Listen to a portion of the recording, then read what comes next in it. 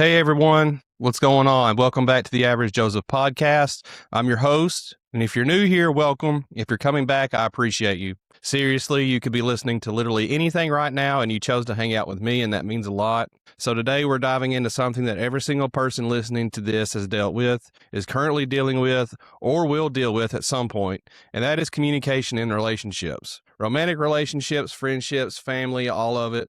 But we're going to spend a lot of time on romantic relationships today because honestly, that's where communication tends to either shine or completely fall apart. And here's the thing, I'm a therapist, but today I'm just being an average dude who's lived through some stuff, read some stuff, and talked to people who know way more than I do, and has come out the other side with some thoughts. So think of this less like a lecture and more like we're just sitting on the couch and having a real conversation. Let me set the stage with a stat that kind of blew my mind when I first heard it.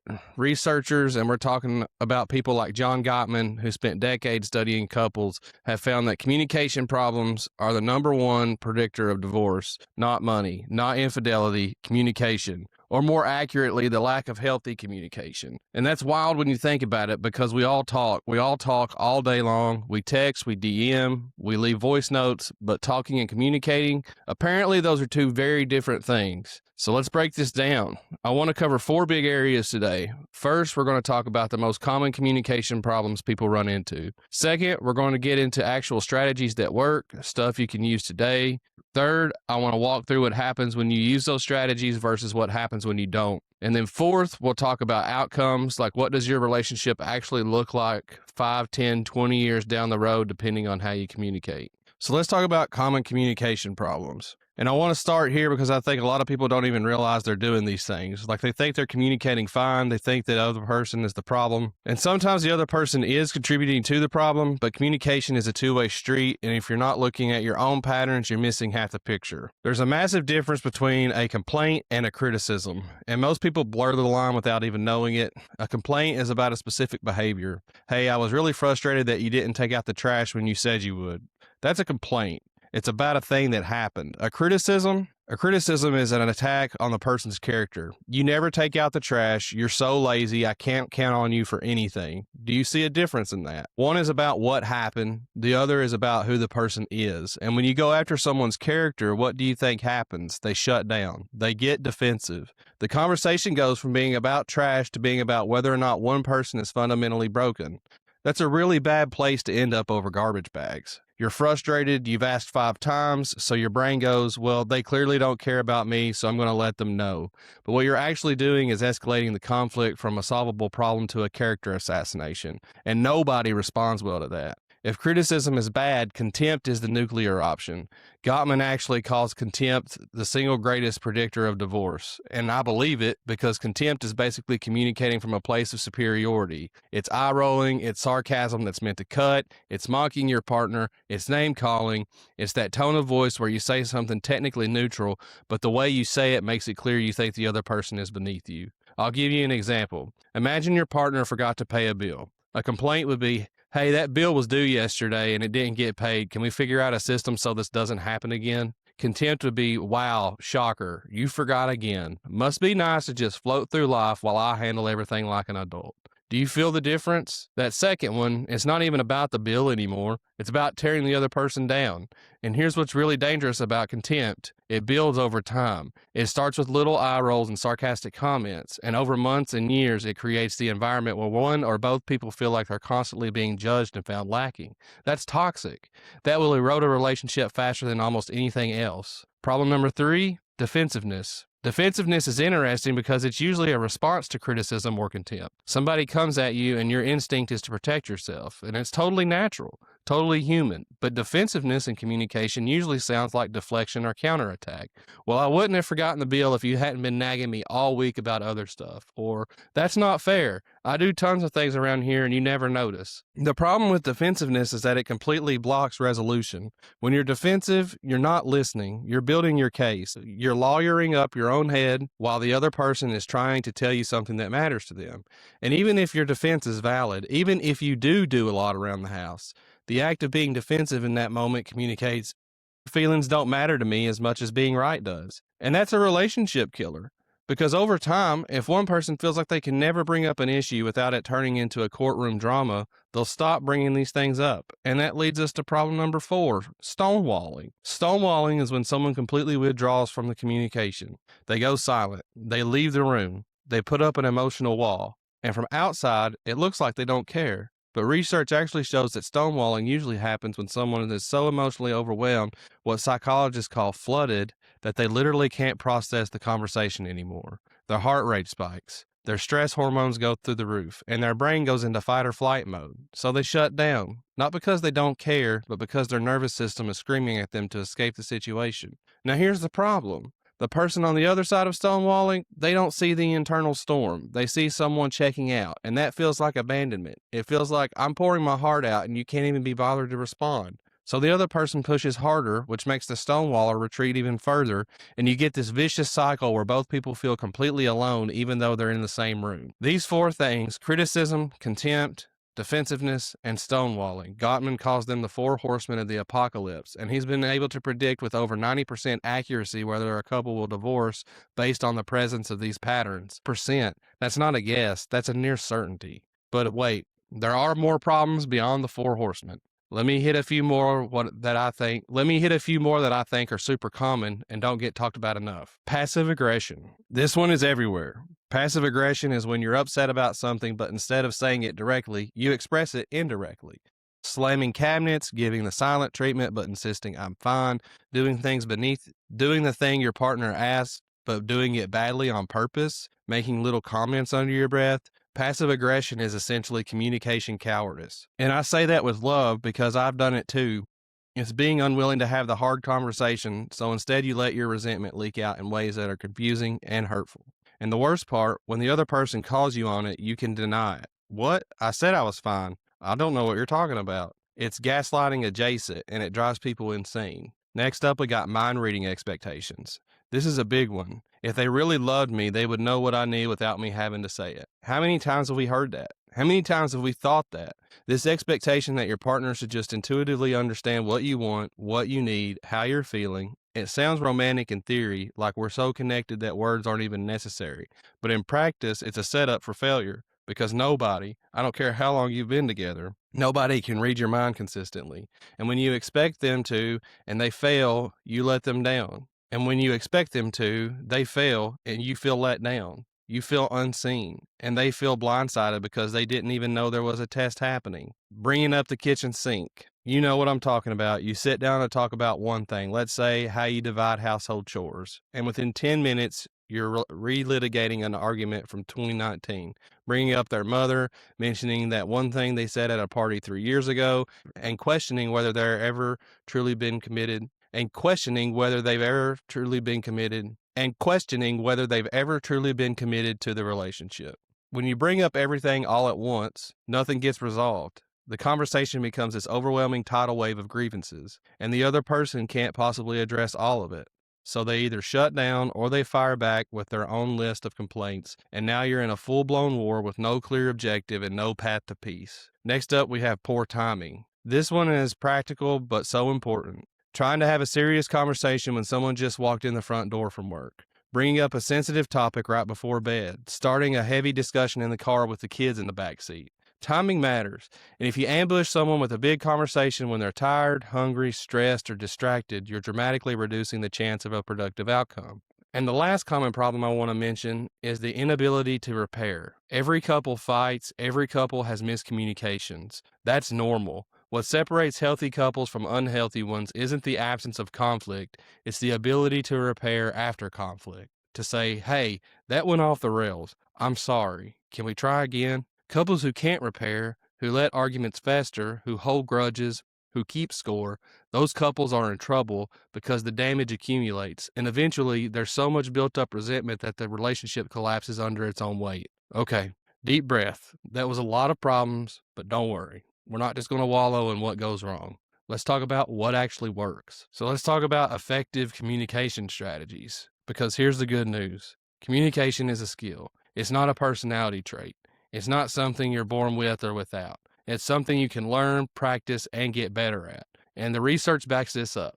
Couples who learn and apply effective communication strategies see dramatic improvements in relationship satisfaction. Dramatic, like we're talking about relationships going from the brink of collapse to thriving. So let's get into the toolbox. Number 1, use I statements instead of you statements. This is probably the most well-known communication technique, and there's a reason for that. It works. The idea is simple. Instead of starting your sentence with you, which immediately puts the other person on the defensive, you start with I and focus on your own feelings and experience.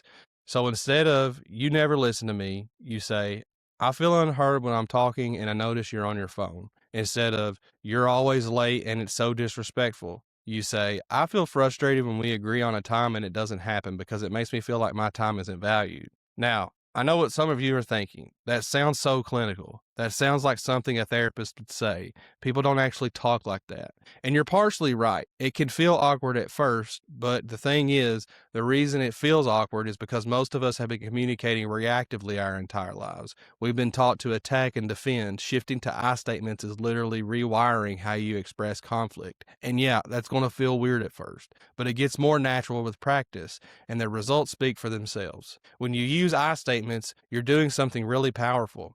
You're taking ownership of your emotional experience without blaming the other person, and that creates space for the other person to hear you without feeling attacked, and they can actually engage with what you're saying because they're not busy building a defense. Strategy number 2, active listening. Active listening is not just hearing words, it's fully engaging with what the other person is saying, and then reflecting it back to them so they know you understood. This sounds simple, but most people are terrible at it. Most of us, when someone else is talking, are just waiting for our turn to speak. We're formulating our response while the other person is still mid-sentence. That's not listening, that's reloading. Active listening looks like this. Your partner is talking, and you're making eye contact. You're not on your phone. You're not watching TV. You're present.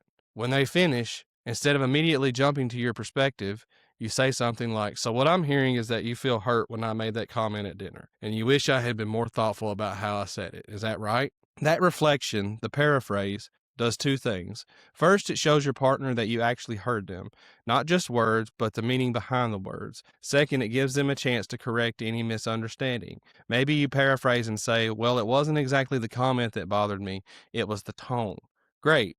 Now you have a more accurate understanding of the issue. You can address the real problem instead of arguing about the wrong thing. Active listening also involves acknowledging emotions, even if you disagree with the content. You can say, I can see that this really upsets you, and I understand why you'd feel that way, without necessarily agreeing that you were wrong. Validation and agreement are not the same thing. You can validate someone's feelings while still having a different perspective on the situation. Strategy number 3, the soft startup. Research shows that the way a conversation starts, the first 3 minutes predict the outcome 96% of the time. That's insane. So how you begin a difficult conversation is arguably the most important factor in whether it goes well or badly. A soft startup means approaching the conversation gently. It means not coming in hot. It means choosing your words carefully, keeping your tone calm, and leading with your feelings rather than an accusation. Compare these 2 openers. Hard startup. We need to talk. You've been ignoring me all week and I'm sick of it. A soft startup. Hey, I've been feeling a little disconnected from you this week and I miss us being close. Can we talk about what's been going on? Same issue, same feelings. Completely different strategy. The hard startup puts the other person in threat mode immediately. The soft startup invites them into a conversation. And here's the key.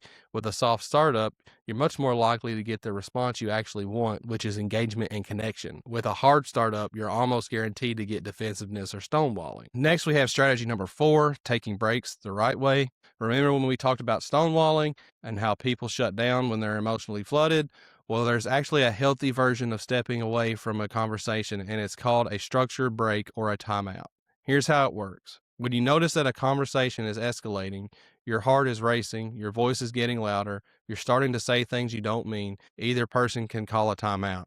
But here's the crucial part. You have to do it right. You don't just storm out. You say something like, I can feel myself getting really activated right now, and I don't want to say something I'll regret. Can we take a 20-minute break and come back to this? Then, and this is the part most people miss, you actually come back. You set a specific time. You agree to revisit the conversation, because the difference between stonewalling and a healthy break is the commitment to return. Stonewalling is abandonment. A break is a strategic pause for the benefit of the relationship.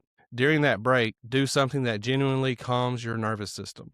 Go for a walk, listen to music, do some deep breathing. Do not spend the break rehearsing your argument or scrolling through your phone, stewing about how wrong the other person is. The point is to get your body out of fight or flight mode so you can re-engage with a clear head. Research suggests that it takes at least 20 minutes for your physiological stress response to return to baseline. So if you try to jump back in after 5 minutes, you're probably still flooded and the conversation will pick up right where it left off, in a bad place. Strategy number 5, express appreciation and gratitude regularly. This one might seem unrelated to communication strategies, but hear me out.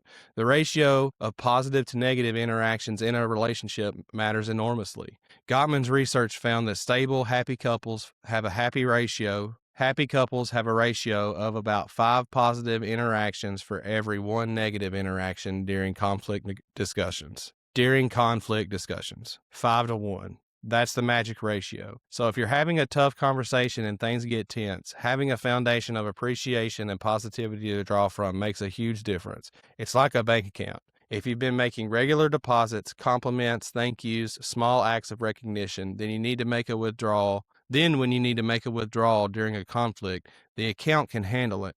But if the account is empty, if you've been running on fumes and the only time you really engage with your partner is during arguments, that withdrawal is going to bounce. Expressing appreciation doesn't have to be grand gestures. It can be as simple as, hey, thanks for making dinner. That was really good. Or I noticed you picked up the dry cleaning. I appreciate that. Or even just, I really like spending time with you. These small moments of positive communication create a buffer that makes the hard conversations easier to navigate. Strategy number 6, learn your partner's communication style and your own. People communicate differently. That's not a flaw, it's just reality. Some people are verbal processors. They need to talk things out in real time to figure out what they're feeling. Other people are internal processors. They need time to think before they can articulate their thoughts. Neither is wrong, but if a verbal processor is paired with an internal processor and they don't understand each other's styles, it can create a lot of friction. The verbal processor might think, why won't they talk to me? They must not care. And the internal processor might think, why are they pressuring me? I need space to think. Both people are trying to communicate in their own way and both feel misunderstood. Understanding these differences and talking about them explicitly can be a game changer. It's okay to say, I need some time to think about this before I respond.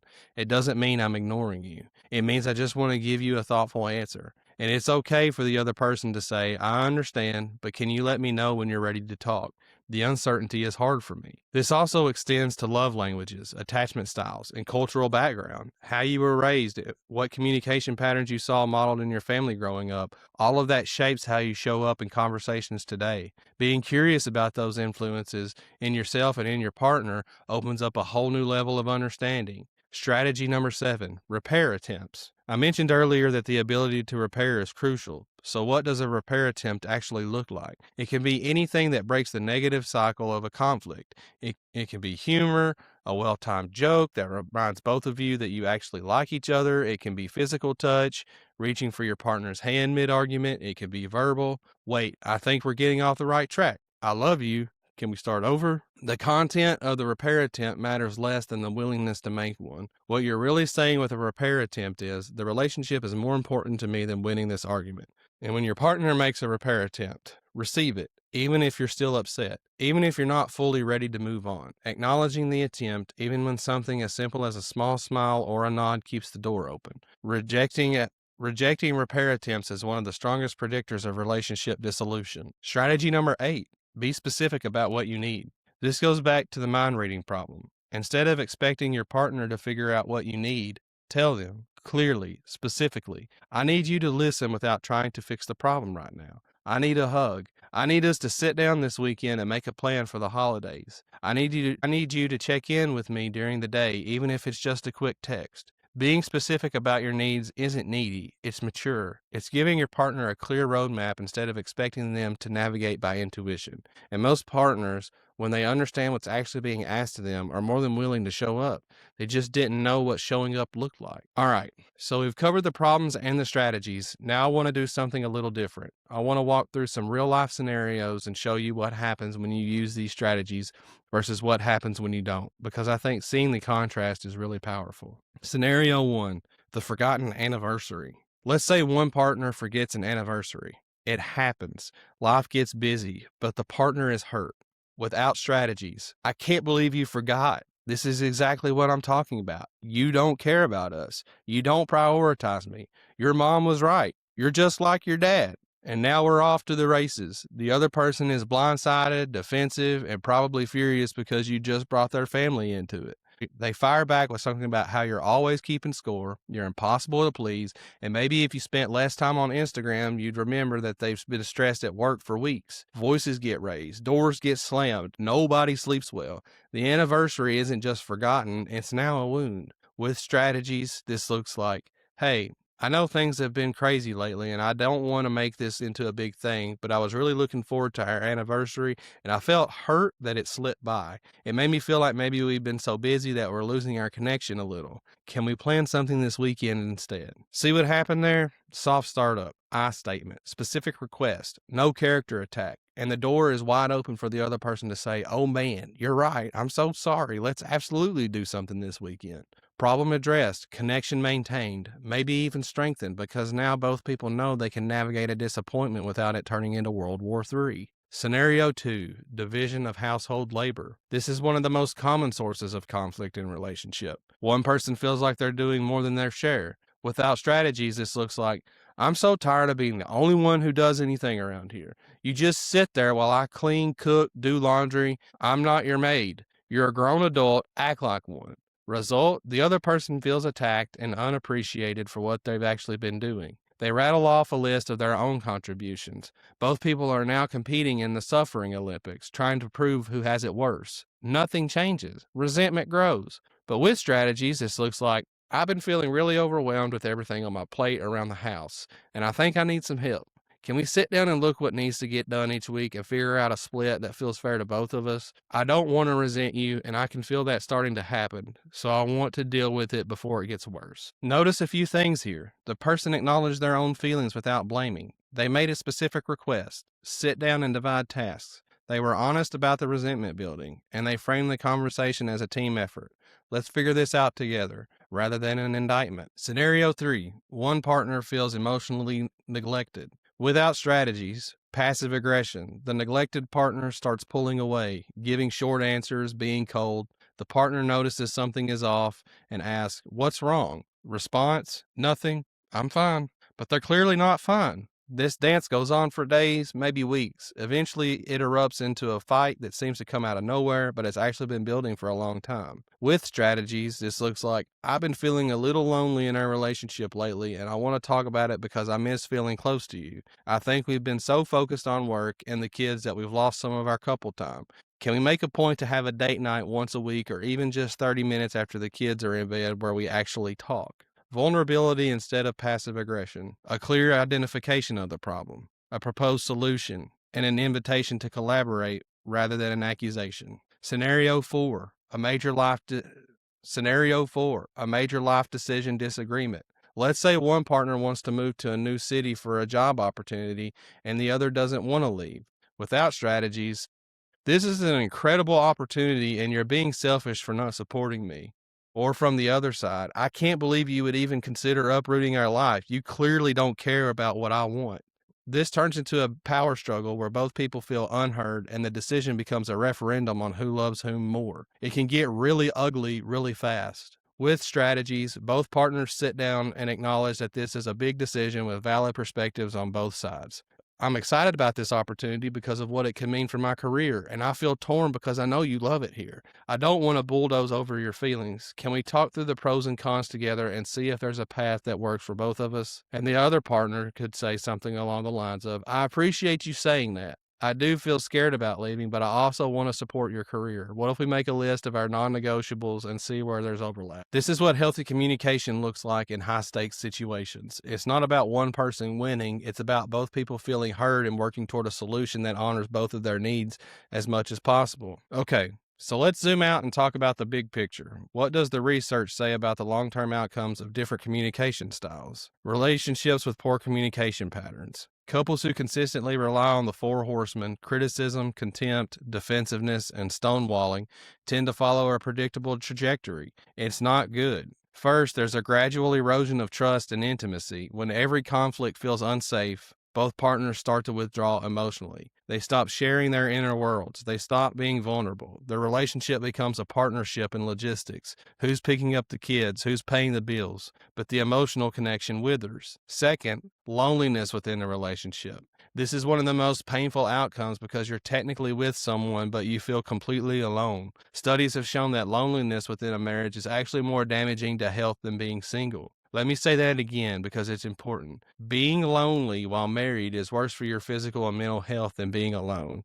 That's how much communication matters. Third, and this shouldn't surprise anyone, separation or divorce. About 40 to 50% of marriages in the United States end in divorce, and communication problems are consistently cited as a primary factor. But even among couples who stay together, if the communication is toxic, the quality of life for both partners and for their children suffers significantly. And speaking of children, kids who grow up watching their parents communicate with contempt, criticism, and hostility internalize those patterns. They learn that this is how relationships work. They carry those patterns into their own friendships and romantic relationships, perpetuating the cycle. So when you improve your communication, you're not just helping your relationship, you're potentially changing the trajectory of your kids and their kids. Relationships with healthy communication patterns. Now the flip side, couples who consistently practice healthy communication strategies, off startups, active listening, I statements, pair statements, regular appreciation, they show remarkably different outcomes. First, they report significantly higher relationship satisfaction. We're talking about couples who've been together for 20, 30, 40 years who still describe their relationship as fulfilling and connected. That's not because they don't fight, they do. Every couple does. It's because they fight differently. They fight in a way that ultimately brings them closer rather than pushing them apart. Second, better physical health. This might sound surprising, but the research is strong here. Couples in supportive, communicative relationships have lower blood pressure, stronger immune system, lower rates of heart disease, and even longer lifespans. The body responds to emotional safety. When you feel secure in your relationship, your stress hormones stay in check, your inflammation markers go down, and your overall health improves. Your relationship is literally medicine, or poison depending on how you communicate. Third, better mental health, lower rates of depression, anxiety, and substance abuse. When you have a partner you can really talk to, about your fears, your struggles, your hopes, it provides a buffer against the stresses of life. You're not carrying everything alone. That makes a profound difference. Fourth, more effective co-parenting. Couples who communicate well with each other tend to be more aligned in their parenting approach, which creates more consistency and stability for their children. And kids thrive in stable environments. They feel safer. They do better in school. They develop healthier emotional regulation. And fifth, this is the one that gets me, couples with healthy communication patterns report that their relationships get better over time, not worse. They deepen, evolve. They grow together instead of growing apart because every conflict they navigate successfully adds another layer of trust and understanding. They become experts in each other. And that expertise, that deep knowledge of care and for another human being, is one of the most beautiful things a person can experience. Putting it all together in practical takeaways. All right, so we've covered a lot of ground today. Let me bring it all together with some practical takeaways, things you can start doing right now, today, to improve communication in your relationships. Takeaway 1. Awareness is the first step. Before you can change a pattern, you have to see it. Start paying attention to how you communicate during conflict. Are you criticizing or complaining? Are you listening or reloading? Are you stonewalling or taking breaks? Just noticing your patterns without judgment is a huge first step. Takeaway 2, start small. You don't have to overhaul your entire communication style overnight. Pick one strategy and practice it. Maybe this week you focus on soft startups. Next week, active listening. Build the skills gradually and give yourself grace when you slip up because you will. Change is messy and non-linear. Takeaway 3, talk about talking. Have a meta conversation with your partner about communication when things are calm, not in the heat of an argument. Say something like, I've been thinking about how we argue and I want to do better. Can we talk about some ground rules for our tough conversations? Agreeing to things like no name calling, taking breaks when things escalate, and always coming back to resolve the issue can create a framework that makes future conflicts feel safer. Takeaway 4, don't wait until things are broken. So many couples don't seek help or start working on communication until they're in crisis mode, but by then, they're often so much But by then, there's often so much built up resentment that the work is 10 times harder. So start now, even if your relationship is in a good place, especially if it's in a good place. Invest in the foundation before the storm comes. Takeaway 5, consider professional support. There's no shame in couples counseling or therapy. None. Seeking help is not a sign of weakness, it's a sign of commitment. A good therapist can help you identify patterns you can't see on your own, teach you strategies tailored to your specific dynamic, and provide a safe space for you to work through the hard stuff. If your car is making a weird noise, you take it to a mechanic. Your relationship is more important than you are. Takeaway 6, remember that your partner is not your enemy. In the heat of conflict, it's easy to slip into an adversarial mindset. It's you versus them, but the framing guarantees that someone loses. And in a relationship, if one person loses, both people lose. Try to approach every conflict from the perspective of it's us versus the problem. When you're on the same team, the conversation changes completely. Takeaway number 7, be patient with each other. Changing communication patterns is hard. It's especially hard when both people are trying to change at the same time. There will be setbacks. There will be arguments where you fall right back into the old patterns.